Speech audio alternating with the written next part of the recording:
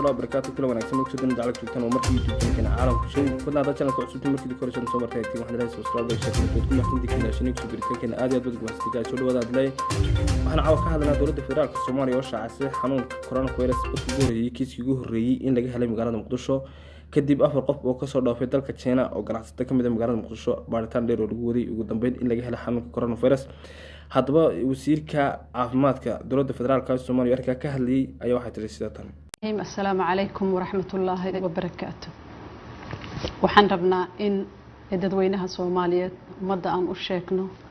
in maanta oo ay tahay 16 bisha Maarso 2020 aan xaqiijinay xaaladii ama keyskii ugu horeeyay oo coronavirus ah sidaad la socotaan waxaa jira muwaadiniin Soomaaliyeed oo dibadda ka timid oo lagu hayay airportka dhexdiisa si loo hubiyo caafimaadkooda maadaama ay ka yimaadeen meel caabuq aad iyo aad ugu koreeyay waxay ahayd taxadar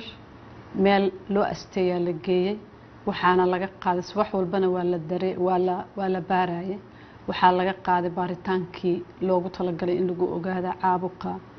infectionka coronavirus ee COVID-19 loo yaqaano saakay ayaa resultigi jawaabtina loo keenay hal qof ayaa cudurkii qaba waxaan xaqiijinaynaa dadweynaha oo xaqiijinaynaa dadkaas karantiilka la geliyay oo kamid yahay qofkan muwaadinka Soomaaliyeed waa muwaadiniin Soomaaliyeed inay dad aan wax calaamado ah symptomski cudurka leh aysan jirin oo qofna uusan qabin ay caafimaad qabeen ay haddana wada ladan yihiin laakiin in jirkiisa qofkan uu ku jiro dadka meel ay ku karantiilan yihiin sidaad la socotaan usbuucyadii dambe oo dhan dawladda waxay wada dadaalo badan oo looga hortagayo cudurka inuu ka dilaaco wadanka hadii uu soo galo waxaa la sameeyay meel lagu karantiilo dadka ka yimaada meelaha cudurkaas uu ka jiro muddo ka yar 14 casho dadkaas hadda aan sheegayno ee ka yimid midkood laga helay waxay ahaayeen dad ka yimid meelaha caabuqa uu ka jiro waqti yar gudaheeda meelaha dadka lagu karantiilaayo waxaa loogu talagalay in dadka lagu haayo aan bulshada lagu deynin ilaa laga hubinayo laga qaadayo baaritaan la xaqiijinayo caafimaadkooda in cudurkii uu ku jiro jirkooda kadibna hadii ay caafimaad qabaan lagu daayo bulshadii oo xaafadahoodii iyo reerahoodii ay u tagaan dawladda dadaal badan ay sameysay meeshaas lagu karantiilaayo waa diyaar waqti yar gudaheeda waliba aad loogu dadaalo la isugu tagay dawladda ee xubnaheeda kala duwan xafiiska ra'iisul wasaaraha uu hogaaminayo waxaa la sameeyay waxaa la diyaariyay isbitaal hadii xaalado ay soo baxaan lagu daaweeyo isbitaalka qalabkiisii waa la nadiifiyay waa la baneeyay waa la diyaariyay si looga hortago in qofkii uu soo rito xanuunka uu yani u dayacmo dadaal badan ayaa jira qalabkii qaar waa la dalbay qaar waa naloo keenay wax dhib oo hadda ka muuqda dadkaas iyo qofka cudurka viruska korkiisa laga helay ma jiraan waxaan rabnaa ummadda inaan u xaqiijino inay isdejiyaan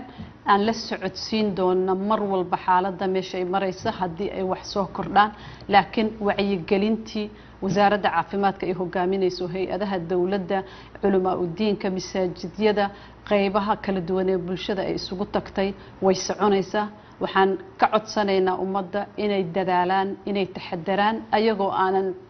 argagax isgelinaynin ama dadka gelinaynin in ma aragtay wax kastoo lagu yareyn karo inuu cudurkaas fido in lagu yareeyo nadaafadda in lagu dadaalo in la iska ilaaliyo goobaha ay dadka ku badan yihiin in yani shirarka ay baaqdaan hadii laga maarmo intooda badan safarada la gaabiyo si alla si loogu hortagi karo cudurka inuu faafo waa idin xaqiijinaynaa mar labaad dadkaas waa caafimaad qabaan waa korkooda waa malaha calaamado waa dad aan maalin walba la arko taqaatiir u tagaan la keergareeyo halkaas qofna waxaan ilaahay ka baryaynaa in insha Allah tacaala uusan ma arko u dhibtoonin oo ka bogsoodo laakiin waa xaqiijinaynaa dadka waa fiican yihiin meela lagu haayaa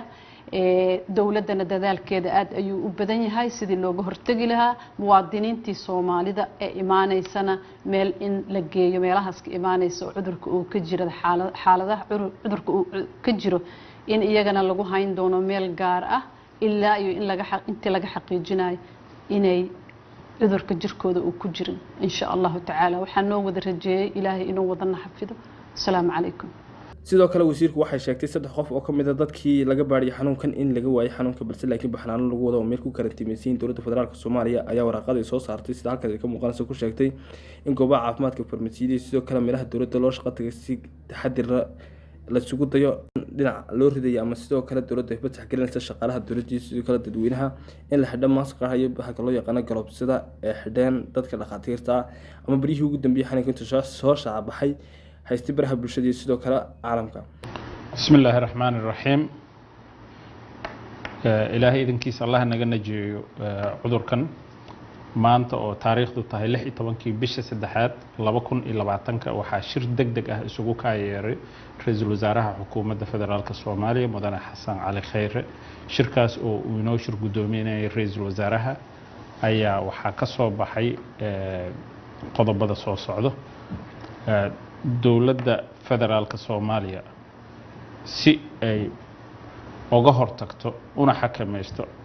cudurkan faafa ee coronavirus ayaa waxay joojisay dhammaan duulimaadyada caalamiga ah ee wadanka yimaada ama ka baxa xamuul iyo rakaab intaba ka bilaabato dhamaadka 18 bisha March 2020 muddo 15 cisho ah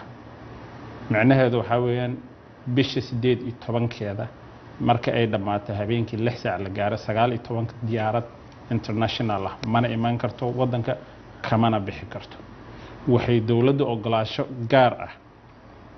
siin doontaa hadii uu Ilaahay ka raali noqdo duulimaadyada la xiriira bani aadanimada iyo xaalado gaar ah